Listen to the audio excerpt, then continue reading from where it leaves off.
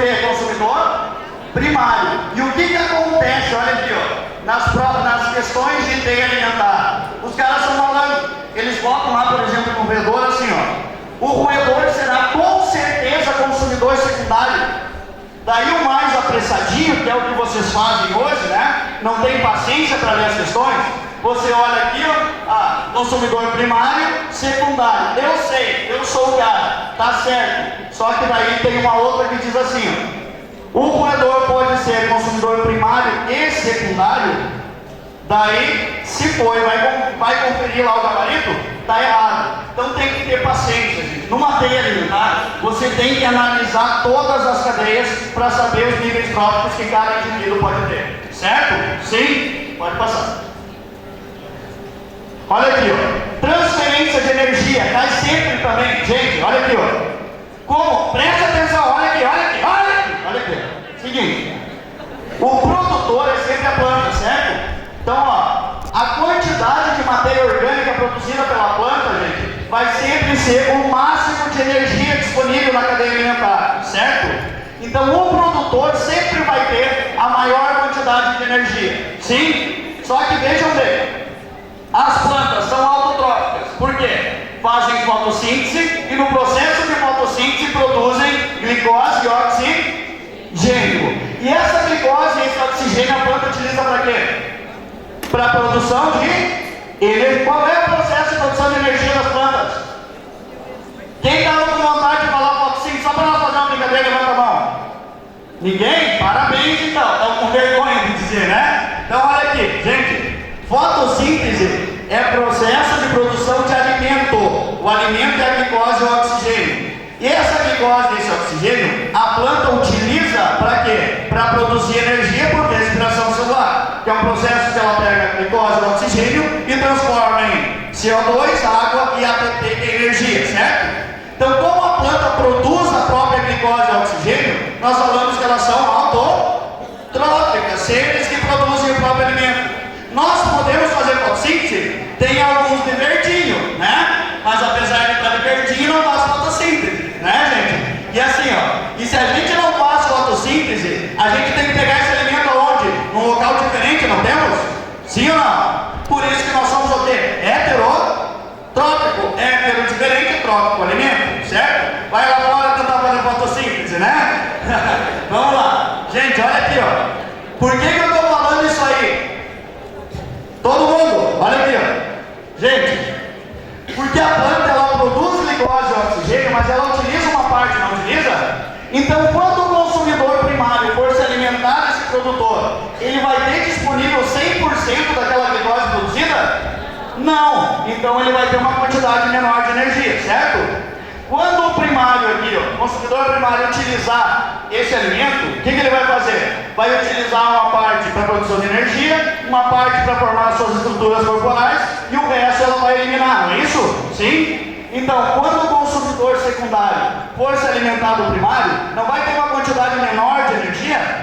Vai, né? Então, preste atenção no que eu vou falar agora. Os guris ali, ó, que estão mandando mensagem no WhatsApp para as meninas, olha aqui, ó, tá? Gente, a quantidade de energia, tá? Ele sempre vai caindo a cada nível trófico. Aqui eu quero falar mais uma coisa para vocês.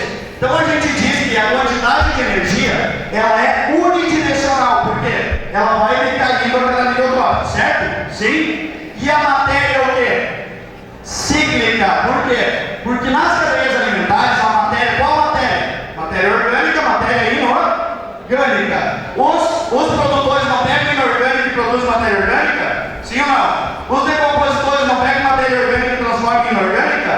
Sim? Então, a gente diz que a matéria ela é cíclica, ela sempre está sendo transformada. Leite Lavoisier Martins, certo?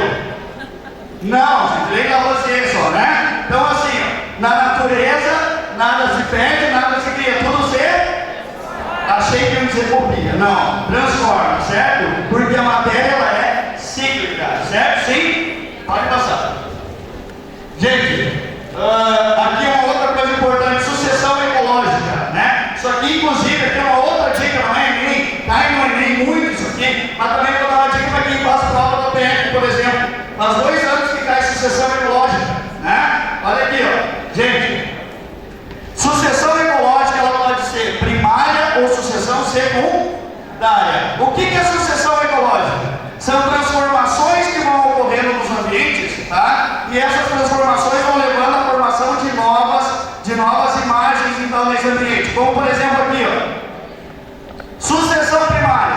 Um ambiente onde nunca existiu vida antes, certo? Ela vai se transformando até da origem, então, a...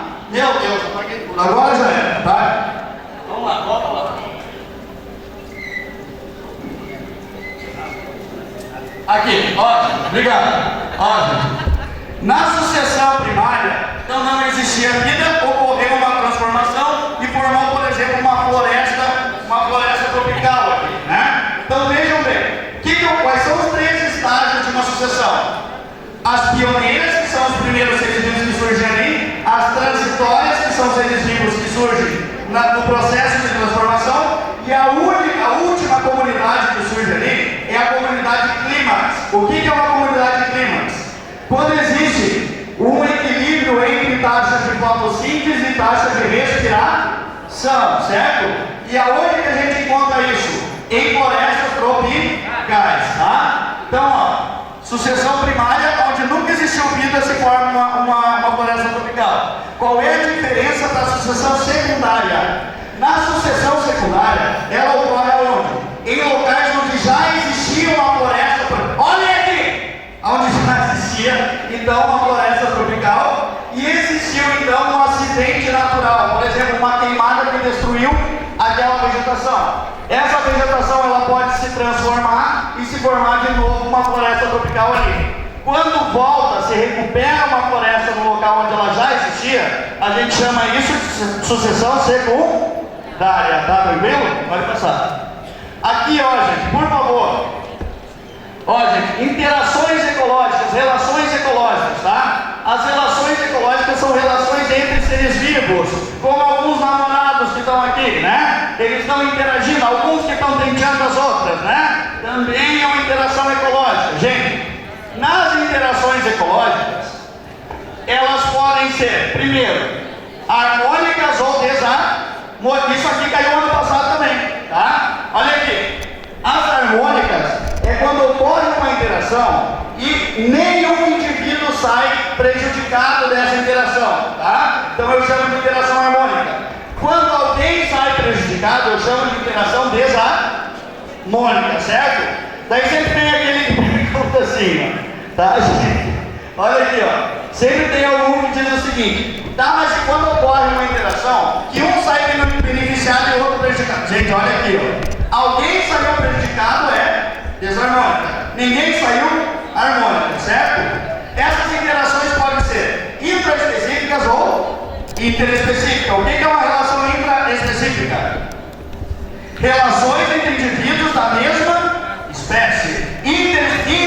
Campeão de tudo, não? Inter significa entre, tá? Então, interespecífica, interação entre indivíduos de espécies diferentes, certo? Deixa eu falar aqui, ó, bem ligeirinho de algumas interações, tá? Como, por exemplo, sociedade, que é uma interação harmônica intraespecífica entre indivíduos da mesma espécie. Sempre tem uma dúvida, né, entre sociedade e colônia, né? Então, na sociedade, a interação entre indivíduos de uma mesma espécie, e esses indivíduos não têm ligação anatômica, certo?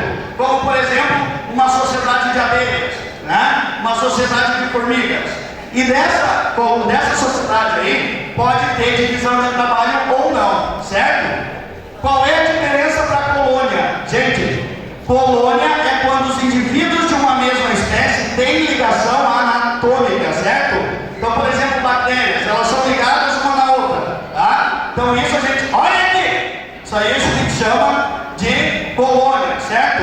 Em uma colônia, não necessariamente tem que ter divisão de trabalho, mas esse tipo também pode ter, como por exemplo, né, na Carabela, que é uma colônia lá de Guinidade, certo? Isso aí você deve ter estudado, né, no curso, quem está no cursinho você estudou, né? Quem não está deve ter estudado lá no segundo ano do ensino médio. Outra aqui, ó, interações harmônicas interespecíficas, tá, gente? Protocooperação e mutualismo.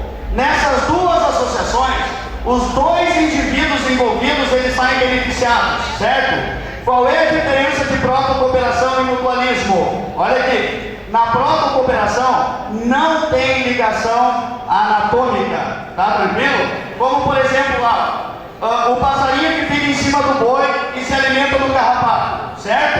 Vejam bem, ele não tem ligação anatômica, certo? Mas como ele está se alimentando do parasita, que é o carrapato, ele está trazendo o benefício para o boi, não tá? Sim ou não? E ao mesmo tempo ele não está se alimentando, está sendo beneficiado. Mas se eu separar os dois, tem algum prejuízo para alguém? Não. Então isso eu chamo de protocooperação, certo? Exemplo de mutualismo, tá? Mutualismo, os dois indivíduos também são beneficiados, tá? Só que tem ligação anatômica e os dois não conseguem viver separadamente, como por exemplo os líquens. Sabe o que são líquens, né? Aquelas manchas que tem na casca da árvore lá, certo? Então aquilo é a associação entre alga e entre fungo, certo? Então o fungo ele dá matéria orgânica para a alga e a alga, quando ela faz fotossíntese, ela devolve a matéria orgânica para o fungo. Só que vejam bem, no líquen, tá gente? Se eu separar os dois, eles morrem, eles não conseguem viver separadamente. Quando isso acontece, eu chamo de mutualismo. Outro aqui, ó, comensalismo. Quem nunca viu a rêmora e o tubarão? O tubarãozinho, tubarão lá nadando e a rêmorazinha embaixo, sim? Então o que acontece? O tubarão vai se alimentando, os restos alimentares vão caindo e a rêmora vai se alimentando dos restos, certo? Quando um indivíduo se alimenta dos restos do que o outro come, então a gente chama isso de comensalismo. As hienas lá e o leão também, elas comem o resto do que o leão se alimentou. Também a gente chama isso de comensalismo, tá? Inquilinismo. Já ouviram falar de plantas epífitas, as bromélias, que crescem lá no tronco das árvores? Então essa bromélia aí, ela não traz prejuízo nenhum para a planta, ela apenas vive ali na planta, certo? Só se fixa ali para crescer. Então isso aí, ó. Por que ela é harmônica? Por quê? A bromélia ela tem uma vantagem e a árvore não tem prejuízo nenhum, certo? Então quando ela só está ali em inquilino. Então por isso que a gente chama isso de inquilinismo ou epifitismo, certo? Sim? Agora vamos para as desarmônicas, tá gente? Aqui ó, canibalismo, né? Então assim ó, no canibalismo é obrigatório matar para comer. Lembraram da historinha, né? É obrigatório matar para comer, certo gente? Então assim, quando um mata o outro para se alimentar, então é canibalismo. Tem também ó, competição, tá gente? Competição, desculpe, no canibalismo tem que ser quando mata um da mesma espécie para se alimentar, certo? A competição é quando, por exemplo, assim, ó, diminui a quantidade de alimento e os indivíduos da mesma espécie começam a competir por esse alimento. Então nós chamamos de competição, só que cuidem, isso é uma competição intra ou interespecífica? Quando é da mesma espécie? Intraespecífica, certo? Interespecíficas lá então, gente, entre indivíduos de espécies diferentes. Predatismo, quando um mata o outro para comer, certo? Então, quando são de espécies diferentes, um mata o outro para comer, é predatismo. Parasitismo, olha aqui, ó, dúvida que geralmente tem. No parasitismo, o outro também se alimenta de restos lá do hospedeiro. Só que no parasitismo não obrigatoriamente causa morte. Até porque no parasitismo, o parasita ele não tem interesse que o hospedeiro morra, certo? Porque ele depende dele para sobreviver, tá? Competição. Quando indivíduos de espécies diferentes têm que competir então por alimento, essas coisas assim, tá gente? E amensalismo, olha aqui ó. Amensalismo é quando um indivíduo sai prejudicado e o outro não tem prejuízo nenhum. Como por exemplo, um exemplo bem claro aqui para vocês. Vocês já viram que numa floresta de eucalipto não tem outras plantas em volta, geralmente? Porque na verdade a raiz do eucalipto produz algumas substâncias que impedem o crescimento de outras plantas. Então o que aconteceu ali? O eucalipto, ele não se beneficiou com isso aí, tá? Porém, ele prejudicou uma outra planta. Quando um sai prejudicado e o outro não tem benefício, então nós chamamos isso de amensalismo, certo? Sim? Temos quanto tempo? Tá, então vamos lá. Aqui, ó, ciclos biogeoquímicos, né, gente? Então, assim, ó, as transformações que os elementos químicos vão sofrendo, então, na natureza lá, né? Quando eles estão, então, na atmosfera ou nos fatores abióticos que eu falei para vocês, e quando eles vão fazer parte, então, dos seres vivos, certo? Por exemplo, olha aqui, ó, o ciclo da água, certo? O ciclo da água, então, pode ser dividido em grande ciclo e em pequeno ciclo. Grande, pequeno ciclo é quando? É aquele ciclo que a gente aprende desde pequenininho. Quando evapora a água, forma nuvem e chove, certo? Grande ciclo é quando a água ela entra no organismo dos seres vivos. Quando, por exemplo, assim, ó, quando a planta, por exemplo, ela absorve a água do solo, né, e faz o processo de fotossíntese.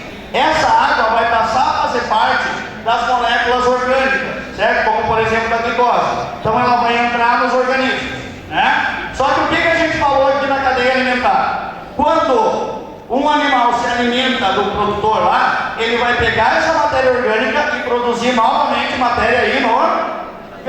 E também vai liberar água, certo? Essa água volta para o ambiente, pode evaporar, chover de novo. Então aí entra no grande ciclo da água, certo? Só para dar uma discutida aqui, pode passar. Ciclo do carbono.